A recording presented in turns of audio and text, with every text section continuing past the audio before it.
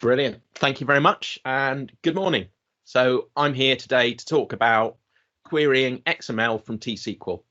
Why? Because there's already XML in your SQL server and there's probably someone who wants to put more in there. It happened to me.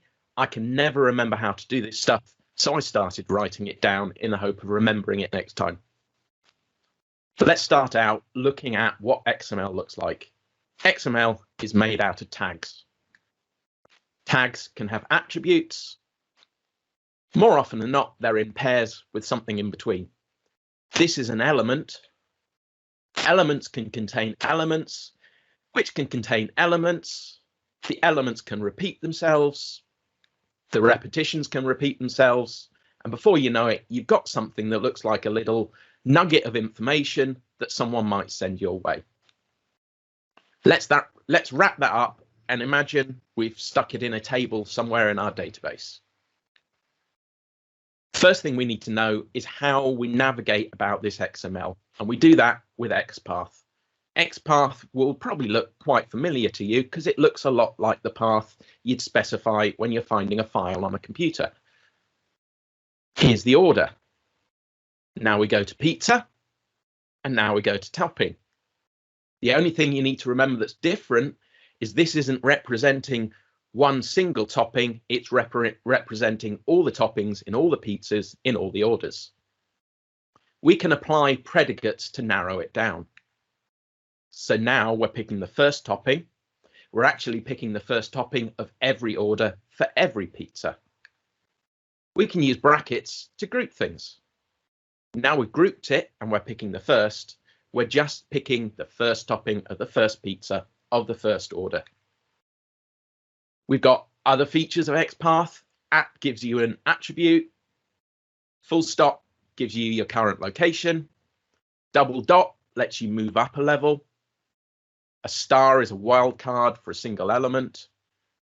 And you can use 2 forward slashes as a wildcard for multiple levels. Just fill in the gap with anything. We've got a last function, which does what you'd think it would.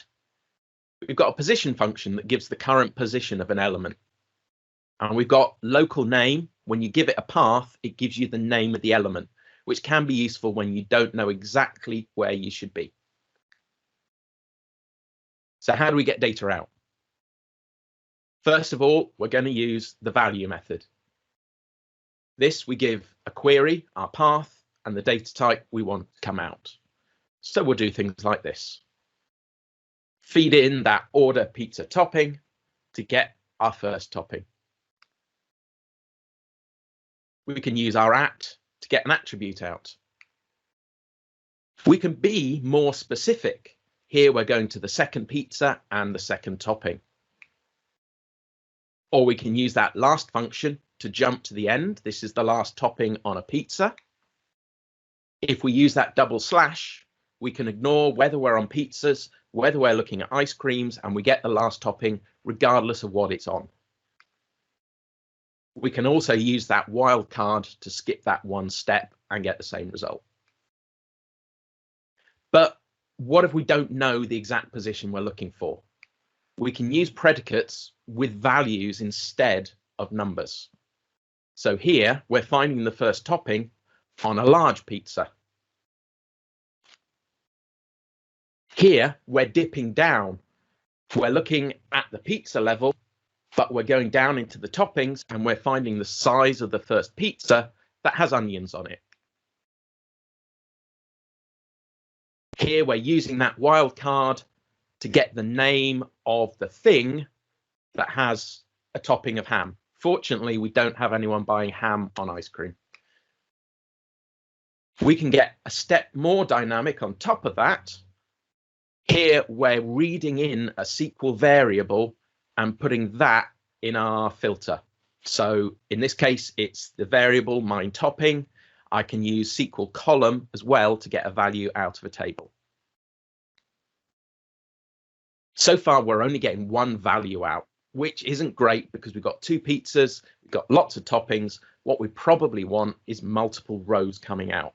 And that's where the nodes method comes in. We use it like this. Down in the from clause, We apply nodes to our XML.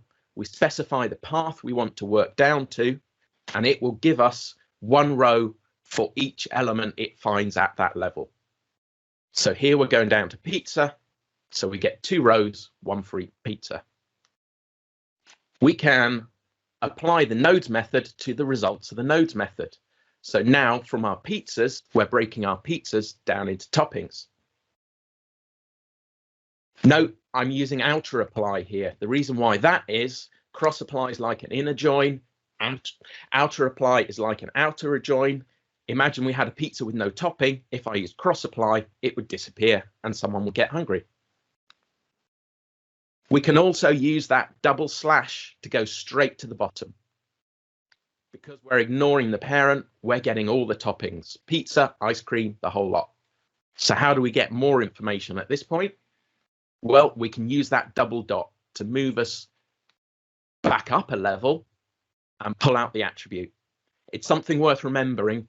The nodes method doesn't destroy everything above it. It creates a logical copy of the XML. It creates a logical pointer at the level you ask for, but everything above it is still there and you can still move back up to get the results you want. Exists. Sometimes you want to see if something's there, but you don't need the value. Exists does that. Give it a path. It will peek down. If it finds something, it gives you a 1. If it doesn't, it gives you a 0. So here we've got a couple of exists, and we're checking down in those toppings to see if we've got pineapple. Here's some fruity orders. Or if we've got jalapenos, here's some spicy orders. Finally, the query method. This returns XML. It takes a query, and we're going to pause for a moment to look at some fancier queries. We're not quite. I've got a simple example. I've got that. Simplest example of query is to just feed a dot. This gives us the current element coming out of that node statement. This is really useful because if you've got hundreds of rows and the value isn't coming out the way you want to expect, you can drop this line in and you can see that snippet of XML you're working on, and it can help you work out exactly what you're looking at and where and why. Back on track. XQuery. XQuery is the big brother of Xpath. It allows you to do all sorts of fancy things with XML and get results out. The format is called Flower because it's an acronym of the features you can use, which kind of look like the word flower. For looping through a sequence. Let for setting a variable up. Where for filtering. Order by to sort things, and return to get results out. Return is implicit if you don't use anything else. So what could we do with our query? We could count the number of toppings. We could use for to loop through all the toppings and return them one by one. What does this give us? This gives us a concatenated list of the toppings. Finally, we can put the whole element into a variable, move up a level, and count all the preceding elements. This gives us a sequence number, which is brilliant because sometimes you don't get sequence number in, you need to uniquely identify your elements, and this lets you do it. That's all I've got. Thanks very much for coming along. If you want to find out more, if you want to follow on a bit more slower, there are some links down there, and I've got a nice SQL notebook where you can run it all in your own pace.